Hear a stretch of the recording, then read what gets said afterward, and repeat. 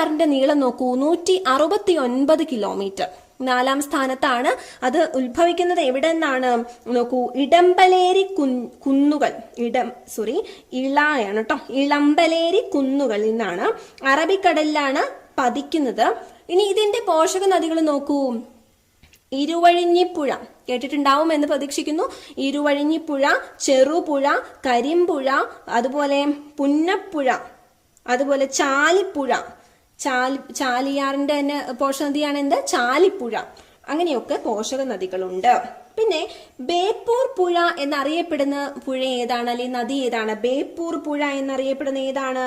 ചാലിയാർ നദിയാണ് ബേപ്പൂർ പുഴ. അതുപോലെ ഇനി ചാലിയാർ ഒഴുകുന്ന ചില ജില്ലകൾ ഏതൊക്കെയാണ് എന്നും ചോദിച്ചാൽ, വയനാട്, മലപ്പുറം, കോഴിക്കോട്. വയനാട്, മലപ്പുറം, കോഴിക്കോട്.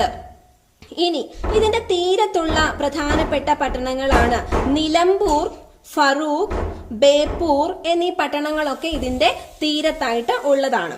വേറെ ഉണ്ട്, ഞാൻ അതിന്റെ പ്രധാനപ്പെട്ട മാത്രം പറഞ്ഞതേ ഉള്ളൂ. ഇങ്ങനെ ചോദിക്കാം, ഫറൂഖ് പട്ടണം ഏതിന്റെ തീരത്താണ്? ചാലിയാർ. ഇനി ചാലിയാർ ലഹള നടന്നു.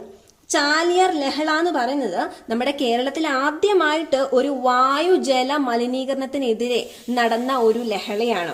ഏത്? ചാലിയാർ ലഹള.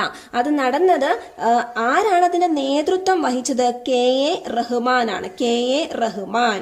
ഏത് ഫാക്ടറിക്കെതിരെയായിരുന്നു ലഹള? ഗ്വാളിയോർ റയോൺസ്, മാവൂർ. ഗ്വാളിയോർ റയോൺസ്, മാവൂർ. കൂടാതെ ഈ ചാലിയാറിന്റെ തീരത്താണ് സ്വർണ്ണ നിക്ഷേപം കണ്ടെത്തിയതും.